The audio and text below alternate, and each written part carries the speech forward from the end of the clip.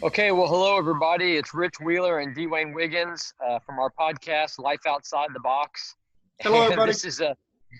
this is absolutely an outside the box kind of podcast today. So Dwayne and I are practicing social distancing, and as many of you know, our offices it's been thinned out a little bit, like many of yours. We're trying to let a lot of people work from home, and so we're doing this via a Zoom podcast. Yeah, I'm in League City, Texas. So Rich and I are about an hour and a half apart. With the beauty, though, of video and the Zoom technology, we are live to you right now. Pretty exciting. It is kind of exciting. It just shows you that, when we think outside the box, we can come up with new ways to accomplish things. And one of the things I like about doing this podcast through Zoom is, man, what a great tool for some of our dealerships to be using right now. If you have the opportunity to, and it's super easy to install on your phone. So I already had it on my computer, and I've used it a couple of times. Well, I've used it several times before on my computer, but I had never actually used it on my phone, I guess, and I didn't realize that. And so here it was. I mean, literally, we had said we were going to start the podcast at a certain time, and it was about 4 minutes until it was like, I don't have it, and so I had to download it real quickly from the App Store, super fast. It was free, didn't cost me any money, and here we are. Now I'm having a video chat with Dwayne. So you can do that with your customers so easily. Yeah, and for our listeners out there, you're probably looking and scrambling for some of those solutions out there, and there are a lot of video conferencing solutions out there. Some are free, some are charge. Here's a couple that we've kind of looked at or tinkered with. Obviously, Zoom, the one we're using now, is what we feel like has been the best solution for us. As a company, even some of our field personnel are using Zoom to communicate in their stores. There's also, though, Google Hangouts, there's WebEx, there's a GoToMeeting, there's Skype. I mean, the list goes on and on and on, but the reason we chose Zoom at this point is because of the ease of use. It's very simple to sign up with and easy to use. Now, you have up to 40 minutes on your conference calls with this, and for a group one, if you're doing a 101, however, I don't think there's any limit on it. And it has capability to record and video and audio and share screens. So there's a lot of good things going on with Zoom out there. So we don't have to talk for 40 minutes, do we? Is that what you're trying to tell the listeners right now? Yeah, that's what I'm trying to say. I'm trying to say, hey, we only got 40 minutes. Don't worry, folks. You won't have to listen to us yap for 40 minutes. I promise. Yeah. Well, we won't keep it. We won't keep it quite that long.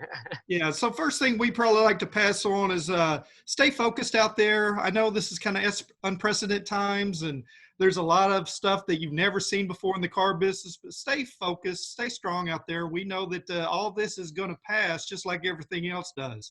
And it's a good opportunity for us to brush up on some of those things that, when we're really busy, we don't have the chance to brush up on. For example, it's a good opportunity to go ahead and reevaluate your technology and what you're using in the store. Again, Zoom one's an example, but reaching out with customers, being able to e-sign or having tablet signatures is a good thing to go ahead and review. Maybe review your website. What does your website say right now? That customer that doesn't want to come into the dealership, that really wants to try to self-educate. Do you have things in place to help them self-educate? I know, Rich, didn't you just publish an article lately that talked about going out and self-educating and doing things to reach out with that technology? I did. I actually, so I published the article actually, oddly enough, back in November.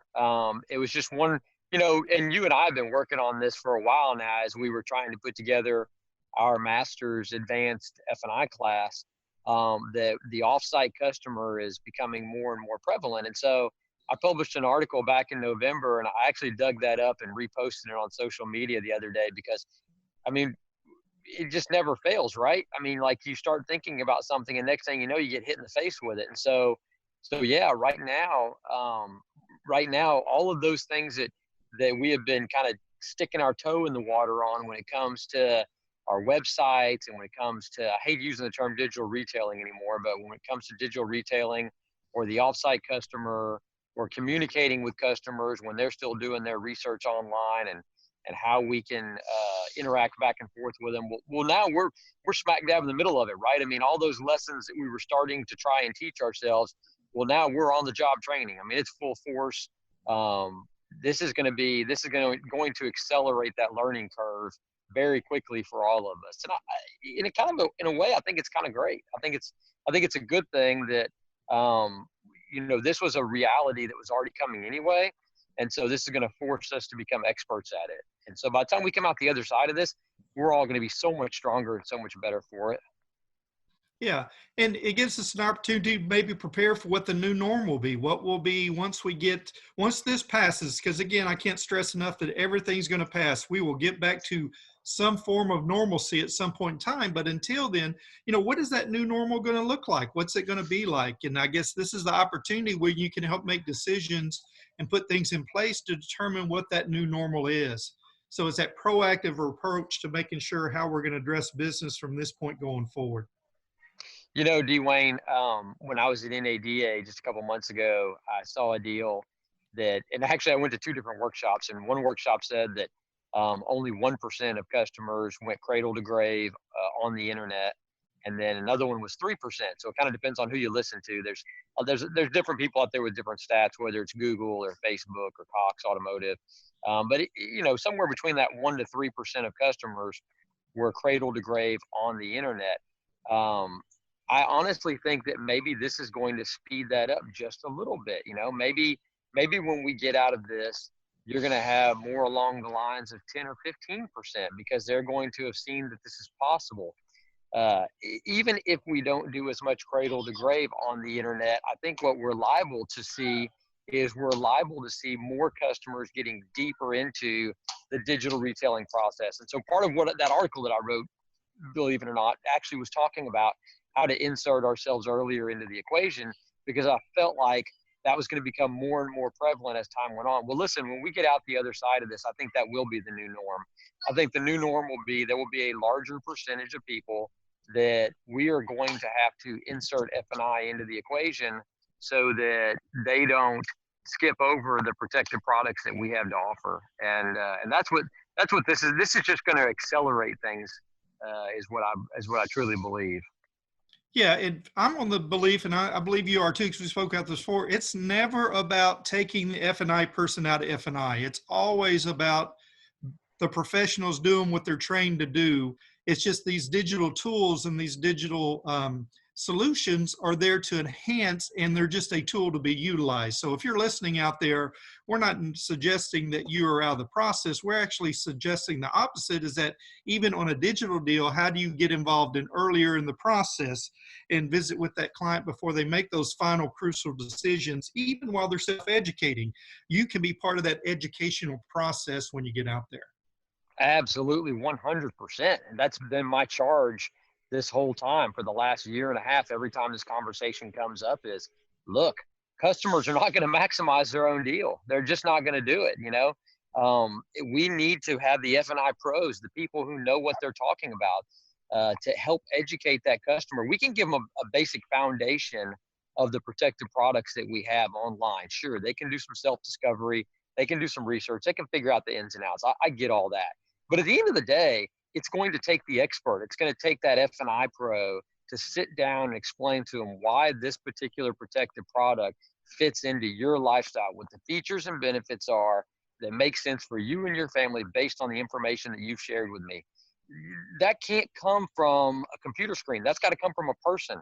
But if they're not willing to come into our office before they get past that point, then we got to figure out a way to come into their living room. And this is a perfect example of that, is we have to insert ourselves into the equation so that we can educate them on why they need our protective products. So 100%, Dwayne, I can't stress enough that I tell people all the time, we are not advocates at all of having digital retailing or not having digital retailing. What we're advocates of is having F&I pros.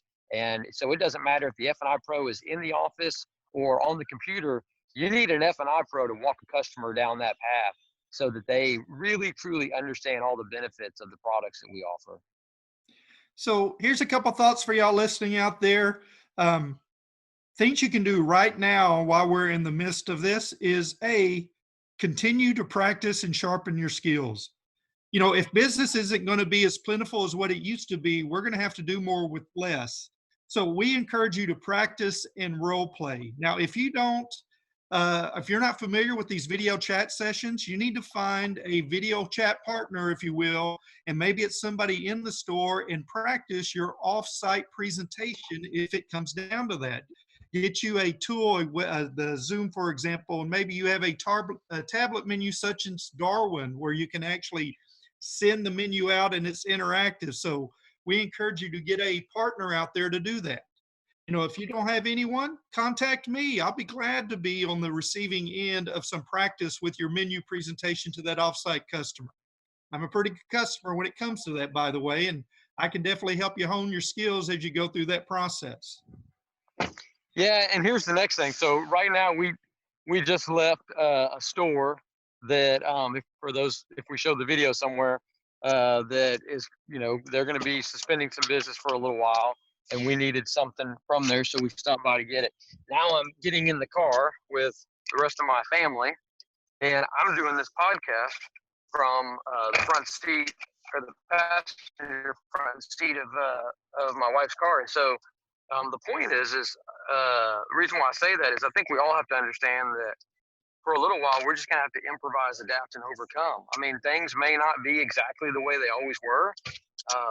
Maybe we're a little bit outside of our comfort zone, or maybe we aren't, and F&I managers especially, and I was guilty of being one of them.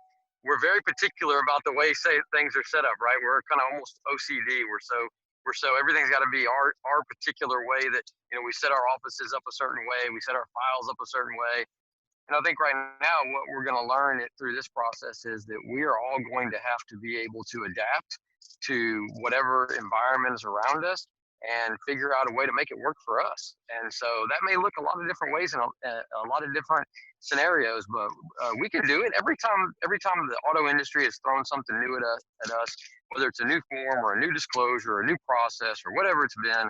And we've always figured out a way to make it work for us. And this will be the same. We'll figure out a way to make it work for us. Yeah, and I think we're running out of time, Rich, so I would like to leave one last thought. Remember, when you get out of your comfort zone, that's when you grow.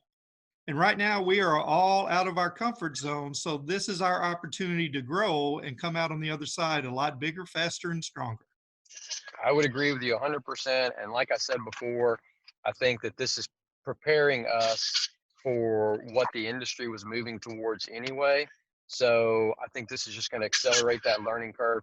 We're going to be so much better for it when we come out the other side of this. All those things that we thought were sort of ideas and what if practices, they're going to be real life practices, and they're going to be real life scenarios, and we're going to be better for it. So the other thing I'd like to leave everybody with, Dwayne, is just stay safe. Stay safe. Keep you and your family safe. These are, they're somewhat challenging times, but we can stay positive through this, and we can come out the other side better for it. But we're thinking about all of you out there. We're thinking about you, your families. We're thinking about your dealerships, and we want you to know that we're here to support you. And be safe out there. And again, if you need something, and most of y'all have my cell phone number or email address, and if you don't, look me up. I'd be glad to help you any way we can. Appreciate y'all listening. Ritch and Dwayne, Life Outside the Box. Thanks for tuning in, guys. All right, thanks, guys.